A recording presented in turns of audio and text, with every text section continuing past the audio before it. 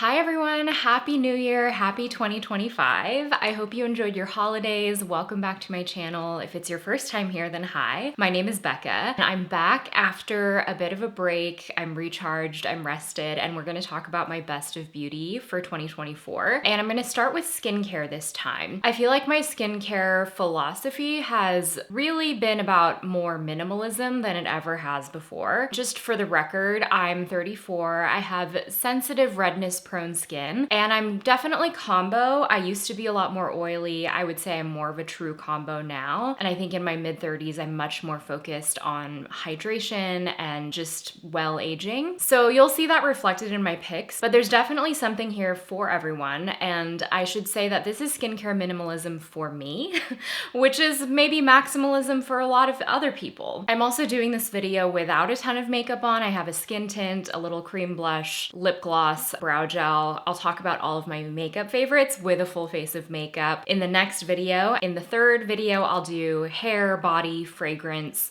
maybe some fashion bits, etc. These videos always just get so long, so I like to break them up by categories. I like to do these videos in order of skincare step, generally speaking, starting with cleansers. Let's talk about first cleansers. I had to look back on my empties throughout the year to remember some of my old favorites. The first cleanser that I really enjoyed this year was the Hinoki Cleansing Oil. I have to say this is a very luxurious item. It's very much a splurge sort of thing, but it is just so beautiful, so lovely. It really breaks down your makeup. It breaks down mascara, eye makeup, lipstick, all of that, and it rinses away clean. It's very much a sensorial sort of product. I like the Hinoki scent that is in this oil. I found it to be really effective. I don't have it again because, like I mentioned, it's sort of a luxury step and it's not something that's necessary for a cleanser step, but it was indulgent and I did really love it. And I do have a Serat code, that's Becca15 if you're curious to try. Lately, I am back on my Pharmacy Green Clean. I actually haven't used this cleansing balm in a couple of years, but I'm remembering how good it is. This is just their original. I have used and enjoyed some of their other like limited edition options. And the real test for me that made me remember how good this is it breaks down Clio Kill Lash Mascara, which if you've ever tried that, it's a K-Beauty mascara. It is no joke. It really, really stays on the lashes. And this is one of the few cleansing balms that helps it rinse away completely clean. Like I don't have to go in with micellar or something else after. So an oldie but a goodie. This was really the year of cream cleansers. I feel like a lot of brands came out with cream cleansers or cream cleanser hybrids, which is great for me because I really love them. I find that my sensitive skin responds really well to cream cleansers.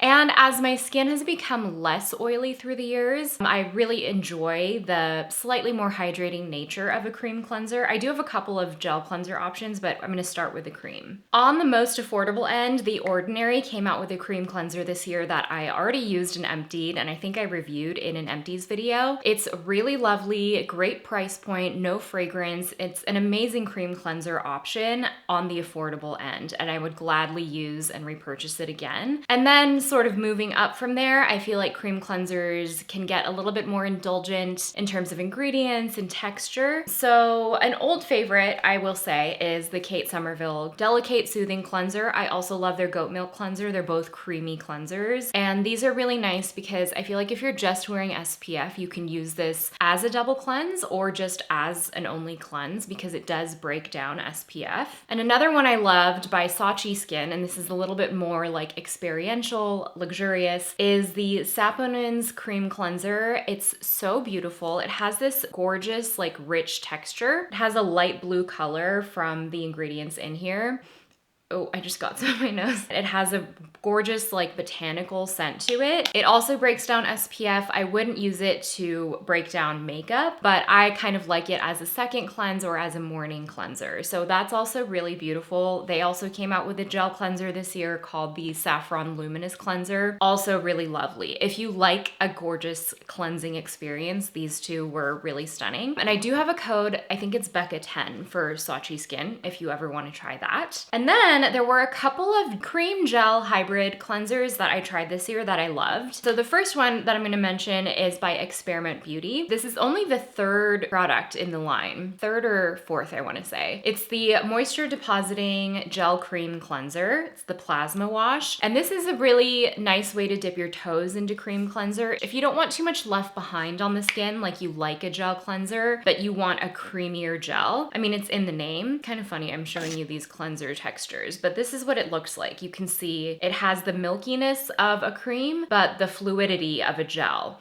And that one's really lovely too. And it does leave your skin hydrated without maybe the heaviness of some of the other cream cleansers. And then this year I got to try stuff from Cypher Skin, which is an Australian brand, I believe. And they're a smaller brand. I've been really curious to try their formulas for a long time because they do these really well-balanced, very complex sort of multi-ingredient, multi-targeted products. This is a cleanser, so it's a little bit simpler, but it does have a similar sort of creamy gel consistency. It's a little bit richer than the Experiment, but it also has that gel quality with the creaminess that you would expect from a cream cleanser, with the creaminess and a little bit of stiffness as well. And it's also really beautiful. It turns like milky on the skin as you're cleansing. And I like to use all of these as my second cleanse or morning cleanser. So even though I know cream cleansers generally appeal to people with dry skin, I feel like there are options here for if you have oily skin, like the Experiment or something more of a hybrid texture. And then my main gel cleanser that I loved this year was Dr. Sam's gel cleanser. I can't remember the name. I've reviewed it before. It comes in a huge bottle with a pump. I really love the texture because it's quite a stiff gel. It's not runny and it gives you time to really work it into the skin, but it rinses clean. It's not creamy at all. It's not milky. It's a true gel, but it's very, very gentle. It's fragrance free. It's great for sensitive skin. And I feel like it does give you that slightly more thorough cleansing quality of a gel cleanser without stripping your skin. And it's not really foaming, but because it's a stiffer texture, it actually stays on the skin. It doesn't just drip off the skin as you're washing your face. I don't love that feeling. So I think it's a textural thing and it's also about its gentle qualities. And I like that it comes in a big bottle with a pump because you can use it so generously. I actually have another one waiting in the wings, but I'm trying to use up a few of these before I open another one. So that is it for cleansers. Let's move on to toners and essences. I emptied a couple of different toners that I really liked this year. A lot of K-beauty ones. I really like the Torridin Dive-In toner. That's the closest to like water, but like a hydrating water. It's unscented, it's great for sensitive skin, and it's because it's so lightweight, it's something that you can really add multiple skins of or multiple layers of to sort of build that hydration without any heaviness on the skin. I'm not super picky when it comes to toners. For example, I'm using the Anua Heartleaf toner, which I think has just, it's one of those K-beauty products that's just gone viral because I think a lot of people in the West have heard about it and have never used a toner and are realizing how great a hydrating toner is. To me, a lot of these are pretty interchangeable. I will say the Anua one is a little bit more viscous than the Torridin one. The Torridin one I used in the summer and it was great because it's so lightweight. This one, it has a little bit more slip to it. Again, great for sensitive skin, but I don't think it's that different from a lot of the other K-beauty toners out there. I am enjoying it. I'm almost done with it. I've used it before. And then I also opened another bottle of the Be Plain Cicaturol toner. It has Cica in it. This one is a little bit more focused on calming and reducing redness because of the addition of Cica. I have used this before. Also a great option for sensitive skin and a little bit more on the viscous side. So it's still very runny, but it's not as watery as the Torridin Dive-In toner. So another one that I really like and another one that's great for sort of layering on for sensitive skin. And then in terms of milky essences, there were so many I loved this year. I have some K-beauty ones, some Western ones. One that I really, really loved, I finished earlier this year, was the Lab by Blanc Dew, their probiotic cream mist. I sort of used it as my milky toner essence step, or I could use it to refresh throughout the day. And it's very lightweight. It had a very fine mister. If you haven't used the Lab by Blanc Dew, it's a K-beauty brand.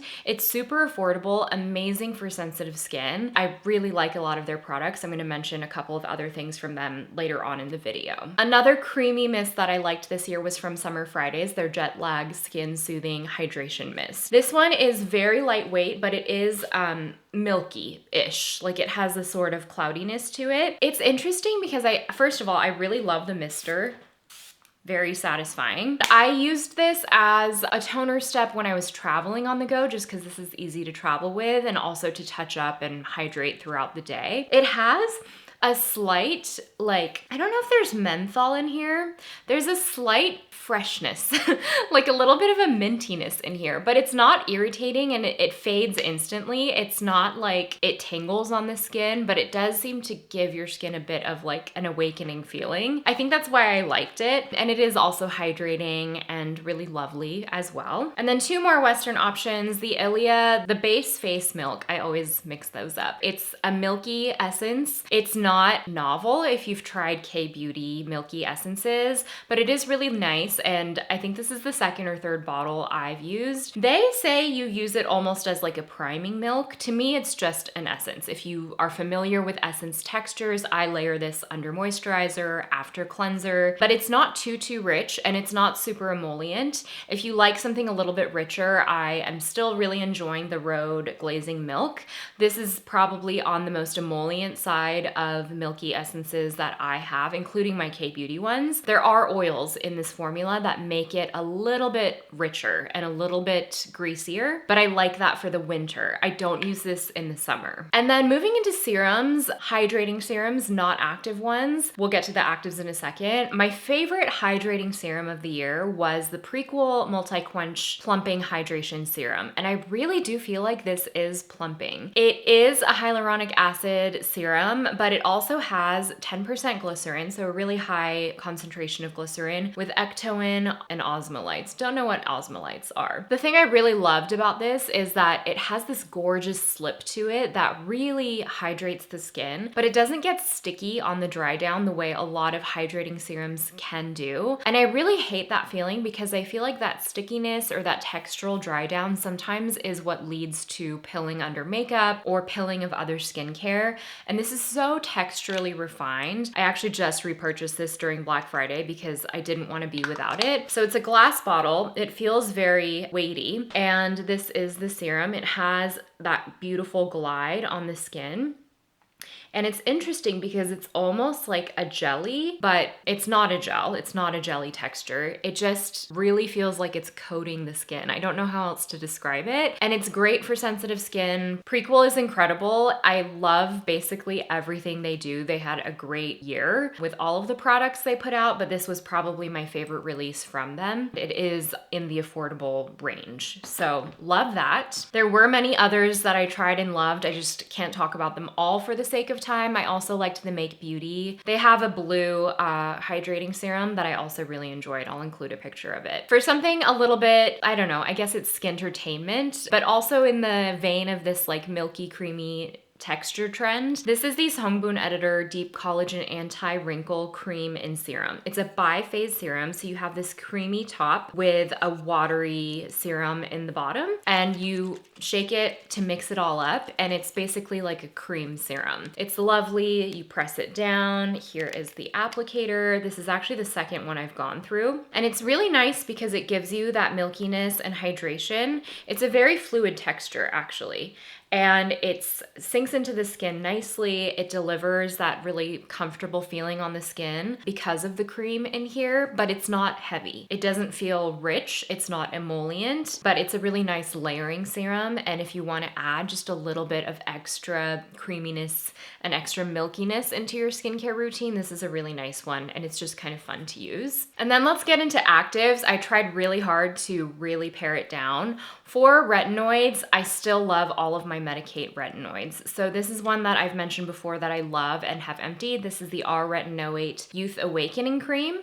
This is one that they, I think, blend with, I want to say vitamin C or some brightening ingredients. That's why they kind of call it a day and night cream serum. This is the texture. There's a little bit left. But I do use it as my serum step, and I find that it's really, really brightening on the skin. A lovely one. And of course, a go-to for me that Sean also uses is their Crystal Retinol. I think I'm using Crystal Retinol 20 right now, which is on the higher end, but they have 3, 6, 10, 20, many levels of strengths, so you can sort of gauge your level depending on where you are in your retinoid journey. My favorite BHA this year is the Naturium 2% BHA toner, which I don't have in front of me. It's a fluid toner, and I think it's actually replaced the Paula's Choice 2% BHA for me, which I still love, but that does have a slightly oily finish to it, whereas the Naturium one is very watery, it's very fluid, and it doesn't leave really any texture behind in the dry down. It's also very gentle, so I like to use that sort of targeted in the T-zone where I have the most visible pores or breakouts on the nose, that sort of thing. And of course, it's very affordable because it's Naturium, and I do have a code Becca15 if you ever want to use that on the Naturium website. And then I have a couple of new active additions in my life. For brightening in the last couple of years, I've really stepped away from vitamin C. I just feel like I'm so breakout prone, and vitamin C, I mean, depending on the form of vitamin C, but you know, L-ascorbic acid can sometimes trigger breakouts for me. And so these two in tandem have been incredible for brightening dark spots, pigmentation, and just creating an even skin tone. I actually have a dedicated video specifically on the two of these. They're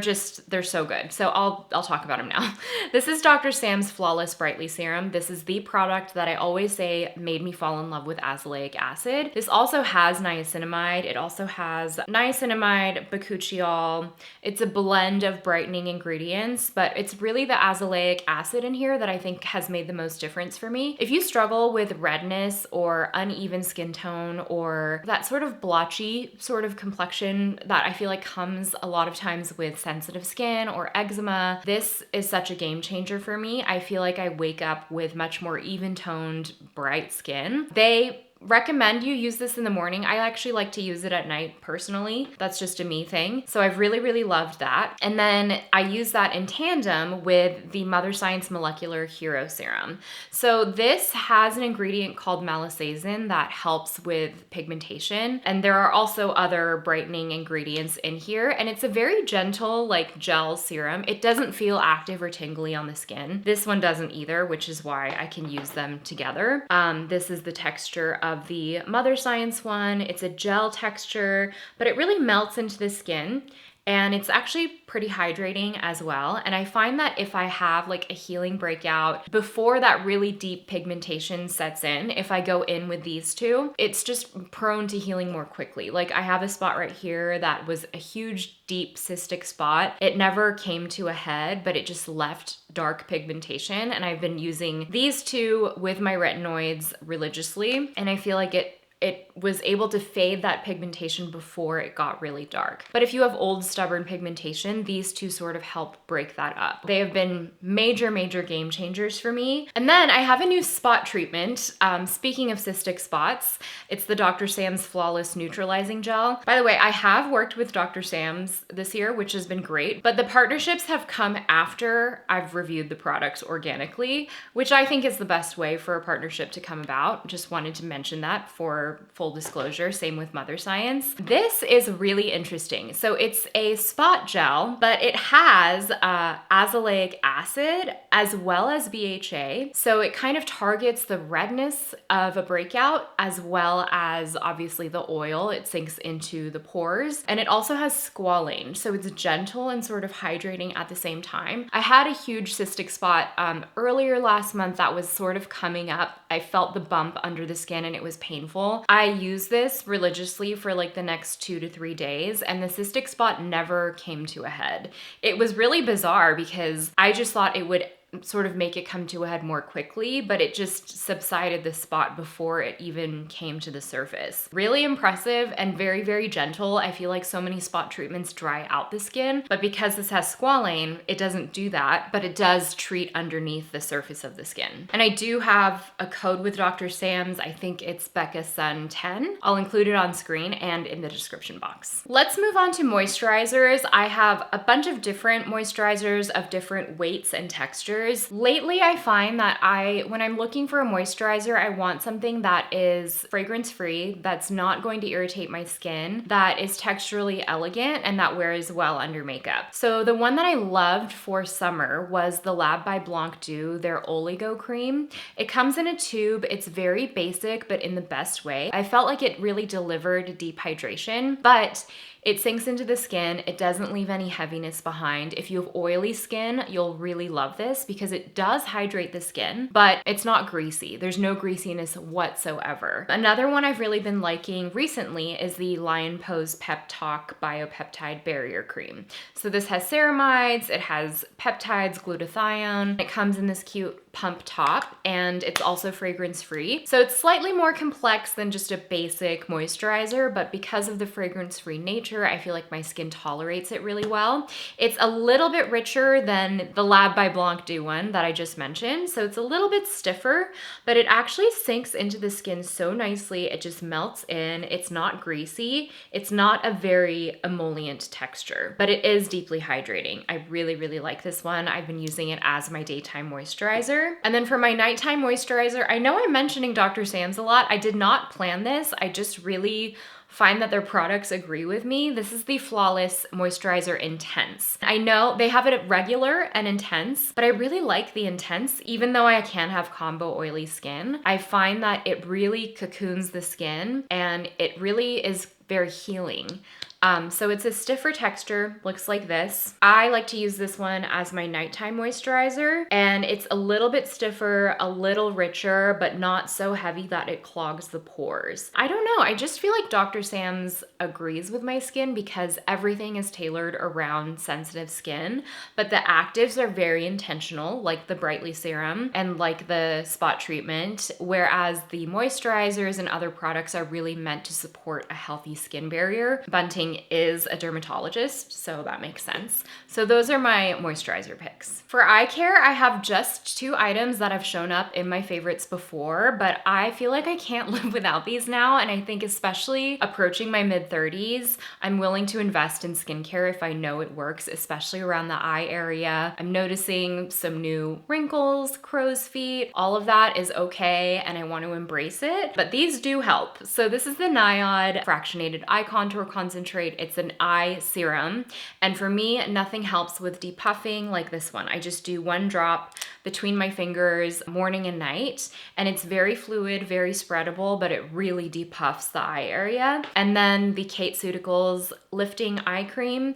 This is also very expensive, and I've never had an eye cream that I feel like actually does lift my hooded eyes, but this one does. I don't know how it does it. I don't know. It might be a me thing, but I do feel like when I use it, my eyelid fold is a lot higher than when I'm not using it. And when I use these 2 together, I just look more awake. These are just what I've been using regularly, even though they're on the higher end price point wise. I use them and I repurchase them because they really do work. Okay, let's talk about SPFs. There were quite a few that I tried and loved. My number 1 absolute favorite SPF that I need to repurchase is the Skin 1004 Tea Trika SPF. It's their Sun Milk. So it's not their one with the blue cap, although I love that, the Centella one. It's actually much more fluid, it's milky, it's spreadable, it's fragrance free, it's lightweight, but it is hydrating, it sinks in. And if you have oily skin, you'll like this because it is so lightweight, and you can even use it as your moisturizer if you don't like anything heavy. But it is not heavy. It is a milk that just like hydrates and sinks in. All of these are SPF 50, PA4 pluses, all of that. Another one that I've been liking is the Anua Heartleaf Silky Moisture Sun Cream.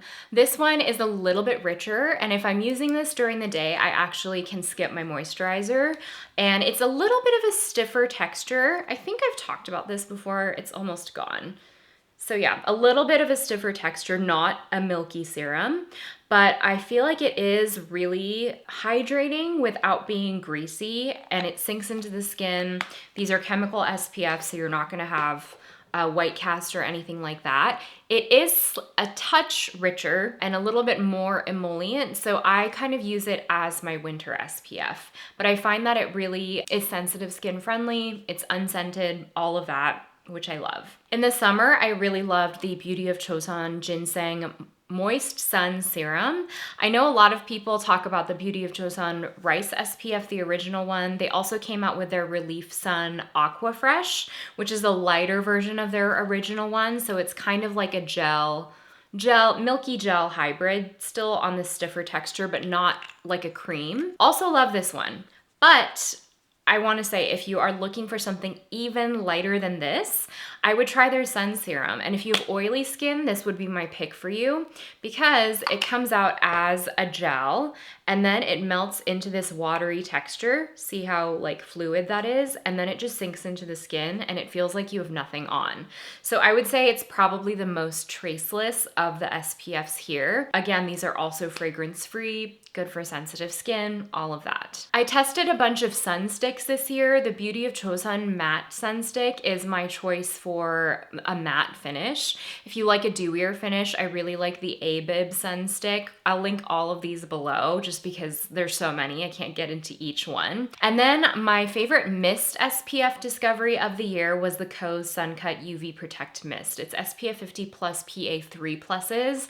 This is a Japanese mist sunscreen. I only use this when I know I'm not gonna reapply a full face of SPF realistically over makeup. It's not a primary SPF application, but it's the most elegant SPF that I found that I can reapply over makeup. And that's my big qualifier because this alone isn't gonna give you substantial protection. But to me, it's like something is better than nothing.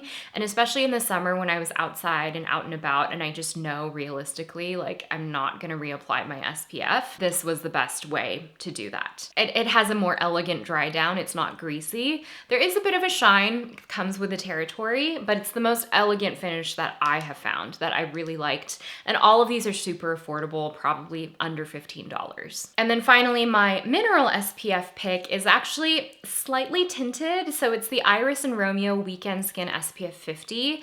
They call it it's like a glow sunscreen. So they have a couple of different tinted shades. The shade isn't on here, but I'll just show it to you. They have like a bronzy one, and then they have more of like a neutral beige shade. And it's really beautiful because it has a bit of a tint, a bit of a pearl running through it. And oftentimes on no makeup days, I use this as my skin tint, or I'll go over my regular SPF with this as like a skin tint step. It's not exactly makeup, like I wouldn't categorize it even fully as a skin tint. It just adds a bit of glow and a bit of pearliness to the skin. It's really, really beautiful, fragrance free as well. And this comes in a bronzier shade as well as a lighter, pearlier shade. So I'll link that below. I meant to mention these when I was talking about spot treatments. My favorite spot patches of the year are the Easy Derm patches. This is a K-Beauty brand. And the thing I love about their patches is that they are the most undetectable. They're so thin. They really stick to the skin, and they have different patches that do different things. So this version is the thinnest version that will be the most undetectable during the daytime. I wear them under makeup. I mean, not under makeup, but like when I'm wearing makeup and you can't even tell I have them on. These patches are just like their regular patches that will suck up the gunk. And then they have these ones that have the little dots on them, and they include niacinamide, hyaluronic acid, panthenol, oligopeptides, and they sort of deliver those active ingredients to the spot to help calm it down. Really good for cystic spots. They also have a purple version that is good for cystic spots as well. So I like that there are like different targeted spot patches, and I honestly keep these on me at all times. If I'm traveling, I always bring the blue and the green ones. I'll just slide a patch or a sleeve of them like in my makeup bag, just because they are so easy to use and they're so undetectable, so elegant compared to a lot of the other patches out there. I'm like, patch technology has come a long way. So I really love those, had to mention those. And they've also become a lot more accessible in the US, so I'll link those below. And then let's talk about masks and tools. I'll start with the masks. Obviously, this was the year of the collagen hydrogel masks. So of course there's the Biodance one, there's these Hungbun Editor one. They have a couple of different versions of this This is the Hyalo B5. This is the Sika one. I think Biodance has also come out with a couple of different versions. And these are the overnight masks that you see all over TikTok. Basically, it's a hydrogel mask that looks best or works best when you leave it on for at least 3 to 4 hours. I personally can't sleep with them overnight. I'm a side sleeper and I just can't deal with the feeling of having it on my skin overnight. I did it once and I won't do it again. But I do like to leave these on if I'm like at home, if I'm gonna be cleaning or just like lounging around or before an event when I want my skin to look really good. The hydrogel will sort of like sink into the skin, and as your skin absorbs the moisture, it turns clear and then you peel it off. It is a very satisfying removal process. To me, it's not an everyday sort of thing. It's just a skin treat sort of thing. But I do really like the way my skin looks after I use them. So I did have to mention that, but I wanted to give you my review of it and how I use them just because it's really not realistic for everyone to be sleeping in them overnight. I don't know how people do it personally. And then in terms of my favorite skincare tools, you guys know I love my Current Body mask. This year they came out with their version 2 LED mask, which has a better fit, new added LED lights, just in terms of quantity, but also in terms of like different LED lights and how they penetrate the skin. It's just the only LED mask that I can regularly use because it's hands-free. I can strap it on and I don't have to do anything. I can just leave it. It's a very passive skincare tool. A newer skincare tool in my life that I really like that has kind of surprised me is the Therabody TheraFace Pro. So it's one base, this is the base, and it gives you LED, it gives you microcurrent, and it also gives you facial massage. So obviously Therabody has their massage tools. I don't use the LED as much just because I like to use my LED mask, but I have found that I'm really enjoying how easy it is to switch between attachments. This is their microcurrent. And they have an app that gives you sort of instructions and different targeted sessions to target different parts of your face. And the massager on this feels incredible. There are a couple of different massaging heads, I'll show you. So there's this like pointed silicone one, or there's more of a rounded one. And if you struggle with TMJ or any sort of like facial tension or migraines, it feels so good. I can't even tell you like how much tension this has relieved for me. And I find that I actually do use it. And I don't know if it's because, you know, I'm again approaching my mid-30s. I'm finding a difference when I do use microcurrent in a way that I obviously did not when I was in my 20s, especially around the eye area, the brows. So I wanted to mention that because I feel like rarely are these sort of multitasking tools done well, but this one actually is done really well. It feels really sturdy and solid and weighty, and it's easy to use. So just wanted to mention that, and it also comes in, everything fits sort of in this bag, and you do get the microcurrent gel as well. Again, nothing here is sponsored, although I have worked on sponsorships with some of these brands. Nothing that I'm mentioning is a required mention. I just really love all of these products. So I hope you enjoyed. If you have any questions for me regarding anything, let me know in the comments and I will meet you there. And again, my next video is gonna be Best of Beauty makeup, followed in the third video by hair, body, fragrance, style, etc. So I would love to hear what your skincare favorites were last year. So let me know in the comments and I will see you in the next video. Bye.